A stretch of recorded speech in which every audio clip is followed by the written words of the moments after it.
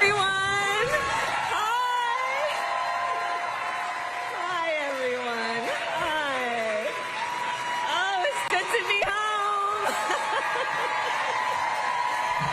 Oh, thank you. Oh, hi, and Andrea. Hi, everyone. Thank you all. Thank you. Thank you. And Dougie's here, too. Oh, please have a seat. Please have a seat. Oh, it's wonderful to be home. And thank you all. Thank you, thank you, thank you, thank you. Oh, in 20 years, Andrea. My goodness. I mean, your babies are grown. Good evening, everyone. Thank you for supporting Emerge. Thank you for supporting Emerge.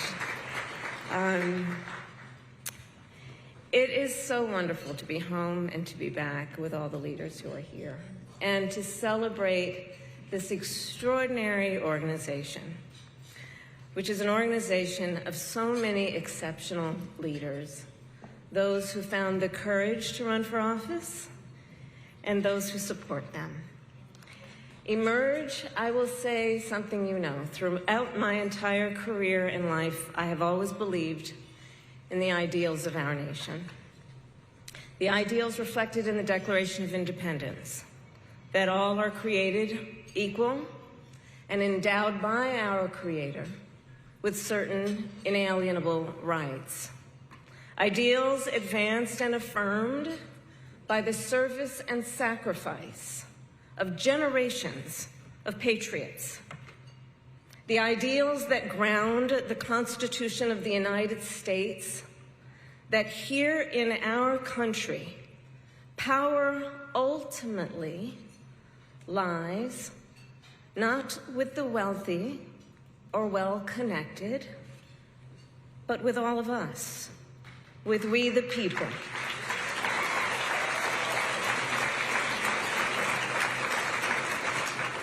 Now, of course, I recognize that America has never fully lived up to these ideals, that for all the gains we've made, the American dream has for decades been slipping further out of reach for so many, and that the American people deserve leaders who make their lives better and make our country stronger. But sadly, we have seen quite the opposite over these past few months. Now, I know tonight's event happens to coincide with the 100 days after the inauguration, and I'll leave it to others to give a full accounting of what has happened so far. But I will say this. Instead of an administration working to advance America's highest ideals, we are witnessing the wholesale abandonment of those ideals.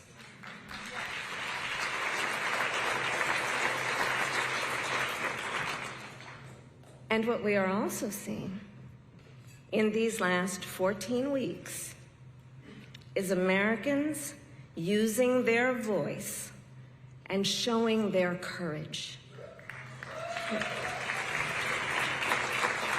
We all know President Trump and his administration and their allies are counting on the notion that fear can be contagious.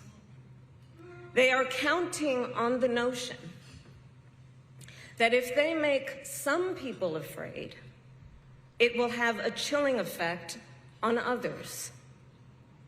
But what they're overlooking, what they have overlooked, is that fear is not the only thing that's contagious. Courage is contagious.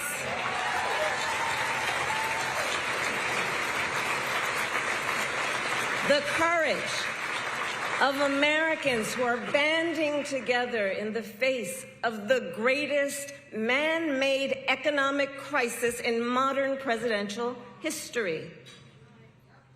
Americans across the political spectrum who are declaring that the president's reckless tariffs hurt workers and families by raising the cost of everyday essentials, devastate the retirement accounts that people spent a lifetime paying into, and paralyze American businesses, large and small, forcing them to lay off people, to stop hiring or pause investment decisions.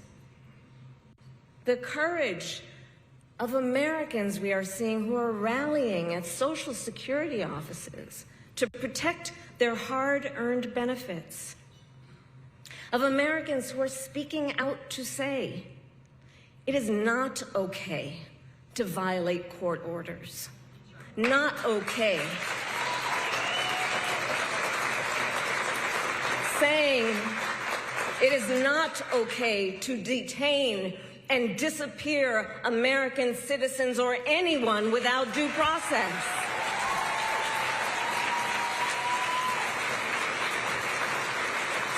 The courage of judges to uphold the rule of law in the face of those who would jail them.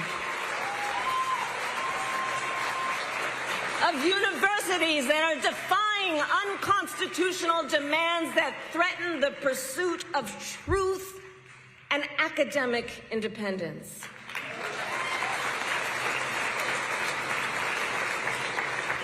And I will tell you, the courage of all these Americans inspires me. And I have been inspired by the movements like the one in Wisconsin that put Susan Crawford on the Supreme Court. By the State of the People Power Tour that is aiming to ignite a grassroots movement to lift up voices and advance freedom and justice. And by leaders across the spectrum, including congressional leaders like Cory Booker, Chris Van Hollen, Chris Murphy, Jasmine Crockett, Maxwell Frost, AOC, and Bernie Sanders.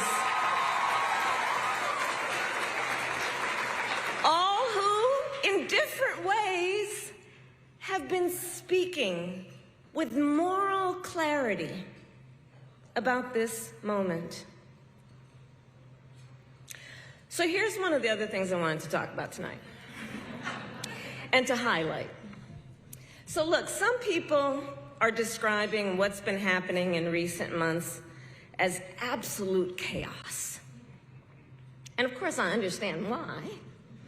And it's certainly true of those tariffs. Tariffs that, as I predicted, are clearly inviting a recession. But friends, please let us not be duped into thinking everything is chaos. I know it may feel that way, but understand what we are in fact witnessing is a high-velocity event where a vessel is being used for the swift implementation of an agenda that has been decades in the making. An agenda to slash public education. An agenda to shrink government and then privatize its services. All while giving tax breaks to the wealthiest among us. By the way, an agenda that is not lowering costs, not making life more affordable, and not what they promised. It's an agenda, a narrow, self-serving vision of America, where they punish truth tellers, favor loyalists, cash in on their power, and leave everyone to fend for themselves, all while abandoning allies and retreating from the world. And folks, what we are experiencing right now is exactly what they envisioned for America. Right now, we are living in their vision for America. But this is not a vision that Americans want. We are living in a moment when the checks and balances upon which we have historically relied have begun to buckle. And we here know that when the checks and balances ultimately collapse, if Congress fails to do its part, or if the courts fail to do their part, or if both do their part, but the president defies them anyway, well, friends, that is called a constitutional crisis. And that is a crisis that will eventually impact everyone. Because it would mean that the rules that protect our fundamental rights and freedoms, that ensure each of us has a say about how our government works, will no longer matter. And if that happens, the one check, the one balance, the one power that must not fail is the voice of the people.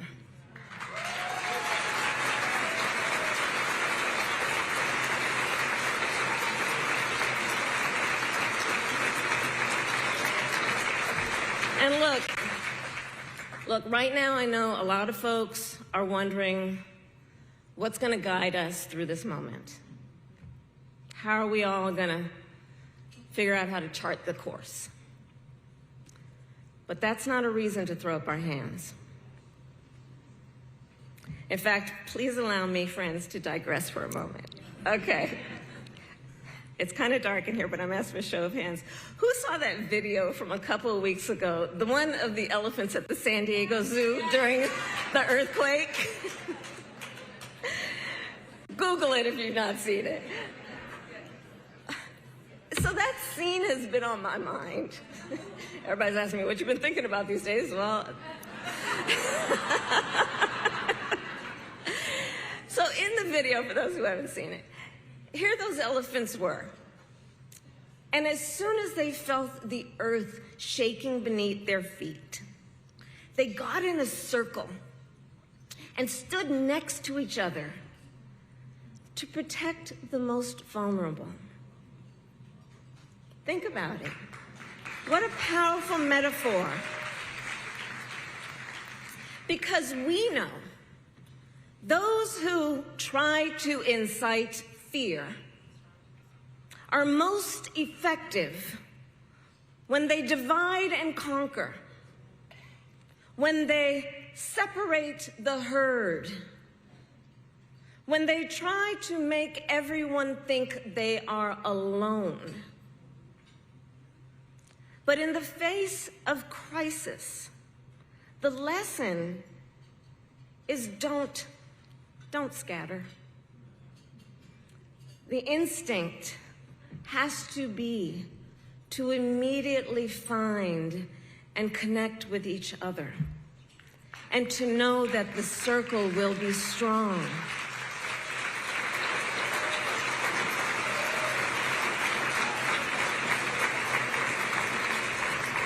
So I'll end with this. I am not here tonight to offer all the answers, but I am here to say this. You are not alone, and we are all in this together. And straight talk, things are probably going to get worse before they get better. But we are ready for it. We are not going to scatter. We are going to stand together, everyone a leader, and emerge. You have a special role to play.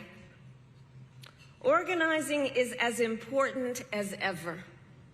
Mobilizing is as important as ever. Running for office is as important as ever. So please, everyone here, please keep doing what you are doing. And to everyone, let's lock it in. Lock it in. Gear up for the hard work ahead. And please, always remember, this country is ours. It doesn't belong to whoever is in the White House. It belongs to you. It belongs to us. It belongs to we, the people. Thank you. God bless you, and God bless America. Thank you all.